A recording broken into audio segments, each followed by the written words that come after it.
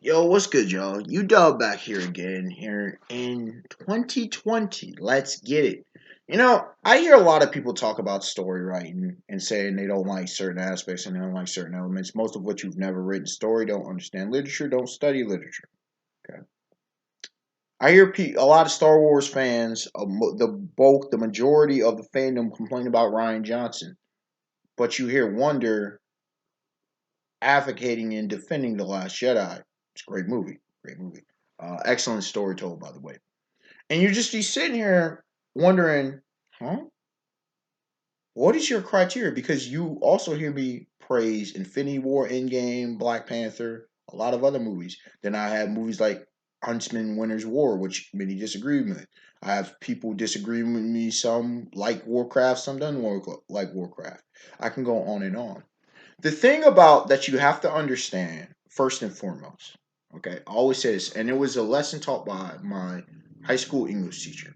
She taught us that there are two things you have to understand when it comes to narratives, when it comes to storytelling, or when it comes to any form of written uh, documentation, if you will. It could be a speech, it could be something from scripture, talking about like the Bible, it could be nonfiction, it could be whatever the case may be, right? It's especially true of fiction.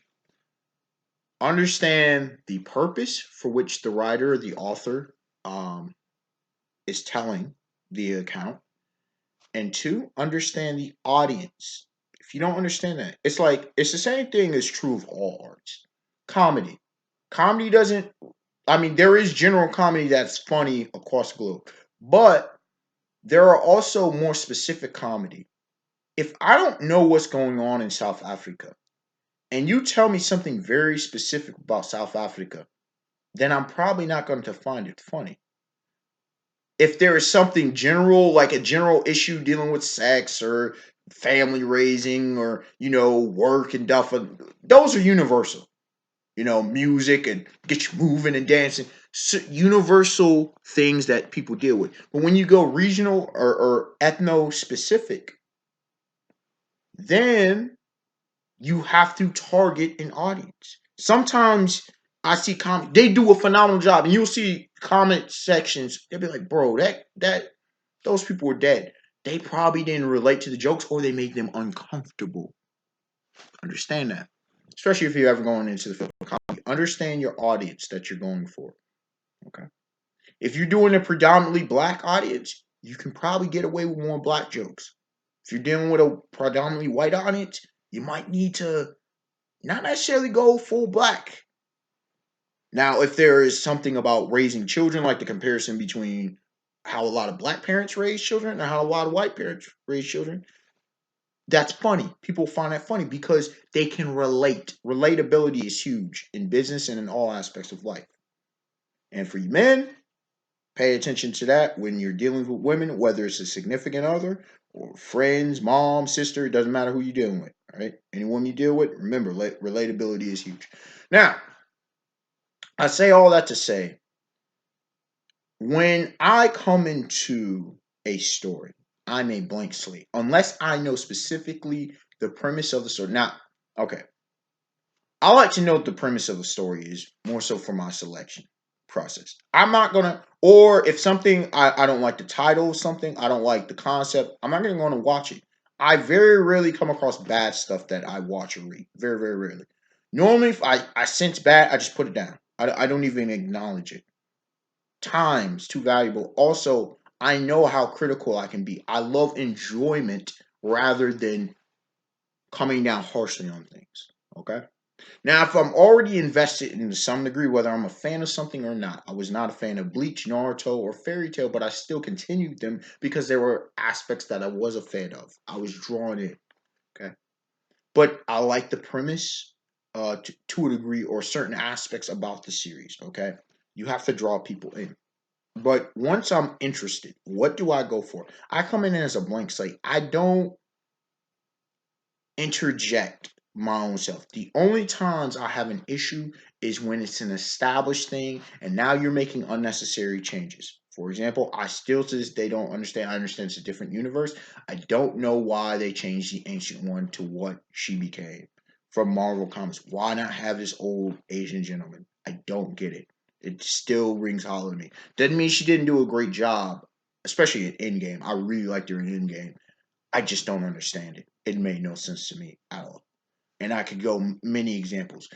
But unless it's an established character where I have certain criteria, I come into a story. Peppermint, absolutely phenomenal film. She was the Lady Punisher. Okay, I love. Oh my gosh, I love her character so much in that. One of my all-time favorite female characters. You know, that's people's problems. Okay, now you can say, well, Star Wars. When it comes to Star Wars, you have to want different lore eventually. We never seen this before. Good, good, good. You don't want stale product. That's like the WWE continuously giving you stale product. And yes, they do tell narrative. So pro wrestling, part of the biggest things is psychology and narratives of what's going on, the different feuds and stuff. It gets us invested. Why? Because it's a narrative, it's a story being told, it's a story being portrayed. Okay. Understand that there are different types of narratives. There's the episodic narrative, there's the serialization. Okay, those are the two biggest ones. Everything extends from there. Then you get into genres of storytelling, from adventure stories to sci-fi to fantasy to romance to comedy to mystery, right? You have to know what type of narrative that you're dealing with, okay? You have to enter into that mind.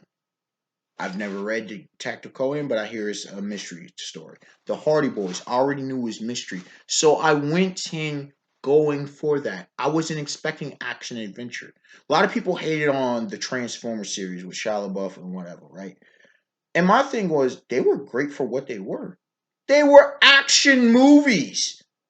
Don't expect this grand expansive plot of the deepest characters. That's not the purpose of the story. Inception with Leonardo DiCaprio. It was a deep psychological dive. You got to know what you're getting into. I understand why The Matrix threw people off because we didn't know what the hell that was, especially at the time. Even looking back after 20 some years, it's still whoa revolutionary. Um, and so when you go into a narrative, you have to have reasonable expectations, or like me, none at all. Don't come in expecting something for what it's not. For you people who come into, let's say, One Piece, understand after 900 plus chapters, almost 1,000 chapters, this is not a fighting series. Yes, is there fighting? Yes. But the focus is not a fighting series. Period.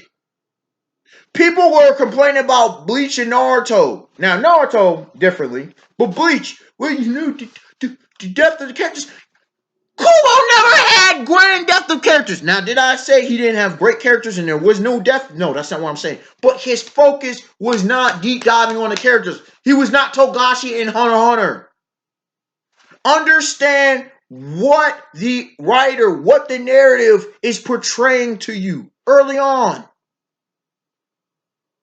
That's part of what makes great plot twists. Some of the series that did great plot twists. God of High School. Believe it or not, Shokugeki no Soma. And I'm not the biggest no Soma fan. But damn, it had like 6, 7 plot twists throughout that series. I mean, complete changing of the narrative's direction. You're like, shit. Toriko had some plot twists. The Magi, the Labyrinth of Magic had some plot twists. Okay? I'm not going to belabor the point because I could talk about specific stuff like episodic narrative and whatnot. My whole point is to this entire video is don't come into something expecting what it isn't.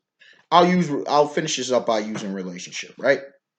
How many times do men complain about women where a lot of females come in with these faulty ass expectations or expecting it like past relationships, positively or negatively? I'm a different person, sweetheart. Okay?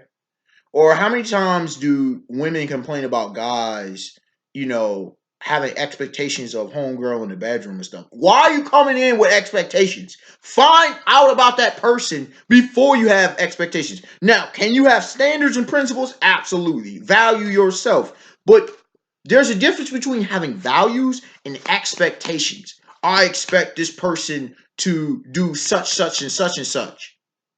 Parents screw that up with children all the time. They expect children to act a certain type of way. No, understand who your child is individually first. Now, again, having obedience, being respectful, things of that nature, being honest, those are values and principles to be upheld. But expecting your child to necessarily be a grade A student or be a great athlete is not reasonable. Understand your child individually. Your child might be a phenomenal artist. Okay? Your child might be a hands-on kind of person. Understanding the individual narrative. Unexpected warning, like, comment, subscribe. Tell me your thoughts. I had to get this off my chest. I've talked about this for years at this point. And so people want me to talk more about the arts and different things, and I shall in 2020. It's just, I wanted to hold off and gain a greater understanding of what people's argumentations were about. And a lot of stuff, people are just trying to interject their personal views and feelings into things where they shouldn't be interjected into. It's not your story, fam. It's not your story. You don't have to agree, you don't have to like something, but it's not your story. I separate my personal critique, like my personal feelings, versus actual objective critiques of the story based on the story itself. You hear me say this. I have very few critiques of One Piece. Very few. They're all minor. Personally, I would have rather the number of characters have died. But I see that Oda's telling a different story, and I don't have a problem with that. Okay? You see the difference? uh Critiques I have of Akira Toriyama in Dragon Ball, where lack of weapons usage, lack of explanation of ki, these are fundamental to the story itself. You could say, well, how are lack of weapons usage? It would bring diversity of the character. It would also, a weapons user, the characterization is much different. If you need an example, the Kendo Master in Holy Land, why he used Kendo, it led to a backstory. You get depth of character by just the usage of weapons and items. Okay? It's why we have classes in things like RPGs and MMOs. Okay? Why you have what's the difference between a healer and a mage? What's the difference between a warrior and a ranger slash archer? See what I'm saying? A rogue versus a priest. Okay? When it comes to story writing, these elements add to the character. They add to the depth of the character. Rob Lucci in Roku Shiki, okay? And when it comes to One Piece, Naruto only being really a wind user plays into his character versus Boruto, his son, who can utilize 3 to 5 chakra natures. And his son's considered a genius. His father, hard work versus genius. You can play themes with that. All of this stuff matters, but it all begins with understanding the type of narrative that's being told. All right, y'all. Have a beautiful day, beautiful night. Peace. And like I said, if you have any other topics of discussion, please let me know, and we will try to get that for you. Until next time, y'all. Stay safe out there.